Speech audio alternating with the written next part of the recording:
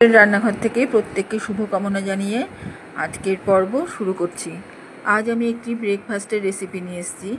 আজ সকালে আমরা নোনতা সুজি দিয়ে ব্রেকফাস্ট করেছি, কিন্তু নোনতা সুজি সবাই বানাচ্ছে, সবাই দেয়। আমি একটু আলাদাভাবে বানিয়েছি বলেই এটা শেয়ার করছি। খেতে কিন্তু অপূর্ব হয়েছে। এই প্রসেসটা একদমই নতুন, ইউনিক প্রসেস, ওই জন্যই আমি এটা শেয়ার করছি। কিন্তু দারুণ হয়েছে খেতে। যাকে এবার এই সুজি বানানোর জন্য আমি যা যা নিয়েছি, আমি গাজর নিয়েছি, বিনস নিয়েছি আর আলু নিয়েছি সবজির মধ্যে। এবার আমি ধুয়ে নিচ্ছি একে একে। আলুগুলো ছোটো ছোটো করে কেটে নিয়েছি, গাজরও ঠিক একই সাইজে কেটে নিয়েছি, আর বিনস।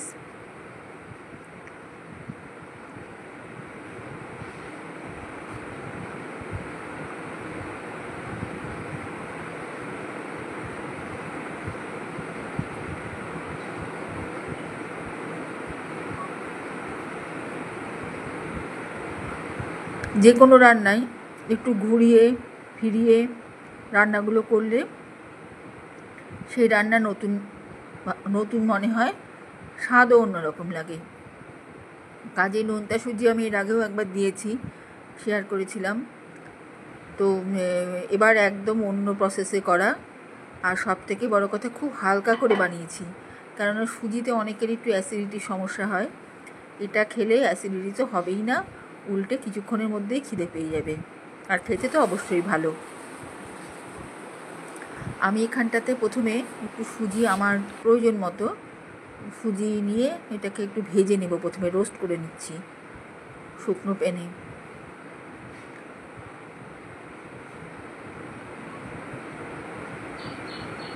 দুজন খাওয়ার মতো সুজি নিয়েছি।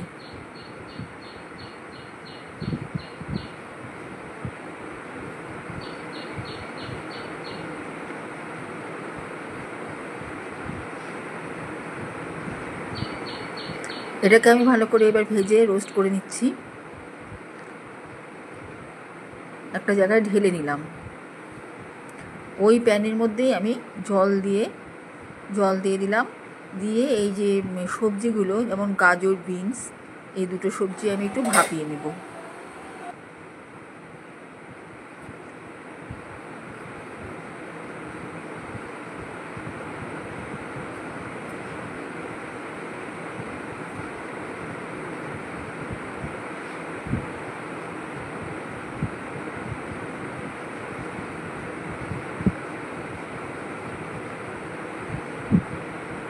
এবারে আমি জলটা ছেঁকে নিচ্ছি, ভাপানো জলটা ছেঁকে নিচ্ছি।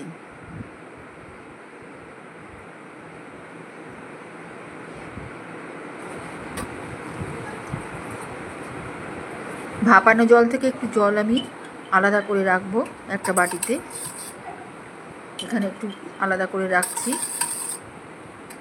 এবার এই জলটার মধ্যে ঘি দিয়ে দিচ্ছি।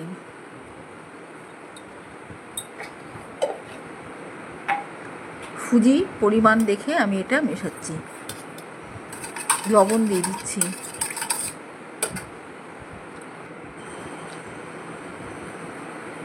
চিনি,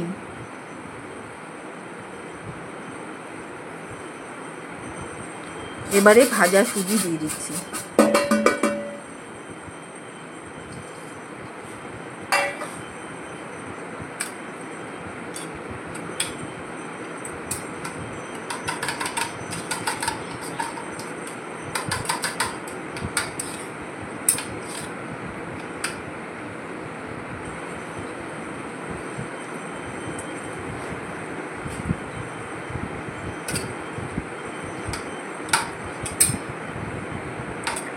এবার দিচ্ছি 4টে এলাচের দানা, ভেঙে ভেঙে দিয়ে দিলাম।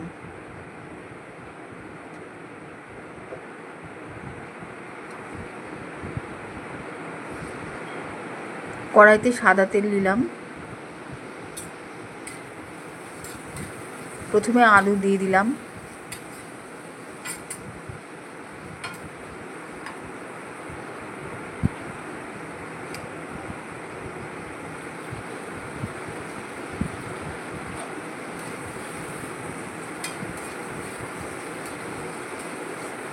এবার গাজর আর বিনস দিয়ে দিলাম।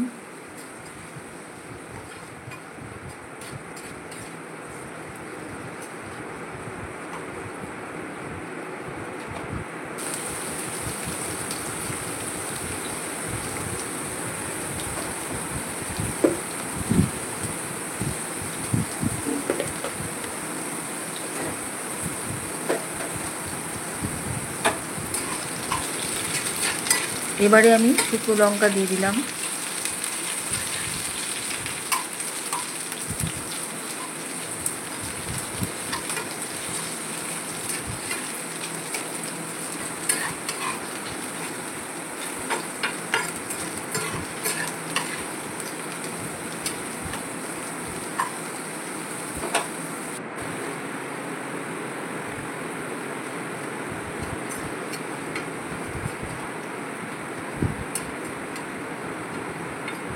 জিরে,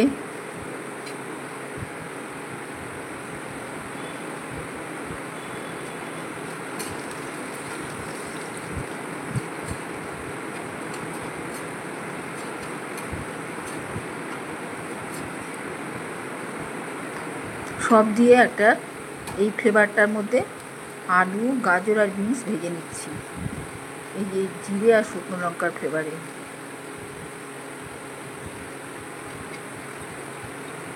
এবারে দিচ্ছি জিরের গুঁড়ো, লঙ্কার গুঁড়ো,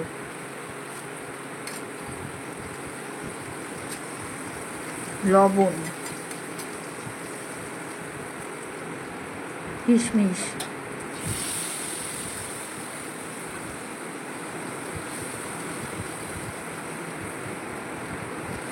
এবারে দেব ভিজিয়ে রাখা সুজি। একটু সামান্য নাড়াচাড়া করে নিচ্ছি। এটাকে খুব ভালো করে ভেজে নেব, সবজির সাথে নাড়াচাড়া করে বেশ ভাজা ভাজা হবে সুজিটা। এবারে চিনি দিয়ে দিলাম।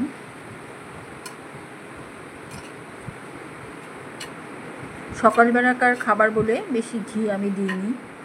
বাদাম ভাজা দিলাম, এটা সল্টেড বাদাম ভাজা, চিনে বাদাম, প্যাকেটে যেগুলো থাকে সল্টেড বাদাম, চিনে বাদাম ভাজা, সেটা কম পরিমাণেই দিয়েছি।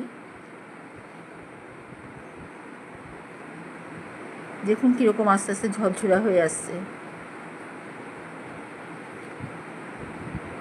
এবার আস্তে আস্তেই এটা এই সব সবজি থেকে তেলটাও ছাড়তে শুরু করবে, কারণ সুজিটা আমি ঘিতেই ভিজিয়ে রেখেছিলাম, ভাজা সুজিটা, সুজি থেকেও ঘি ছাড়বে। এবারে একটু কারি পাতা এক সাইডে নিয়ে একটু সামান্য তেলে এটা একটু ভাজা ভাজা করে নেব। কারি পাতা একটু গরম হলে একটু তেল পড়লেই ভাজা হয়ে যায়। আমি এটা পরে দিলাম কারণ ফ্লেভারটা থেকে যাবে আর কি সুজির মধ্যে, ওই জন্য লাস্টে দিলাম। এইভাবে তেলে একটু কারি পাতাটাকে নাড়াচাড়া করলেই মোটামুটি ভাজা হয়ে যাবে। এবার সুজির সাথে মিশিয়ে নিলে এই কারি পাতার গন্ধটা সুজিতে চলে আসবে। প্যান থেকে মোটামুটি সুজি ছেড়ে দিয়েছে অনেক, আস্তে আস্তে ঝুড়ো ঝুড়ো হচ্ছে। এবারে আমি বাটার দিয়ে দিচ্ছি নামানোর আগে। এবার কিন্তু আমার গ্যাসটা বন্ধই আছে, গ্যাস অফ করে দিয়ে আমি এবার একটু নামাবো। এবার মাখন দিয়ে নামিয়ে নিচ্ছি। খেতে দারুণ হয়, আর সবথেকে বড় কথা খুব হেলদি। সকালবেলা এরকম এক প্লেট খেলে ভালো লাগে, এর সাথে একটা বেশ কড়া করে দুধ চা, দারুণ লাগবে। আমি এটা সম্পূর্ণ প্লেটে তুলার পরেও কিন্তু একটু বাটার ব্রাশ করে নেব, পুর দিয়ে বাটার মাখিয়ে তারপরে খেতে দেব।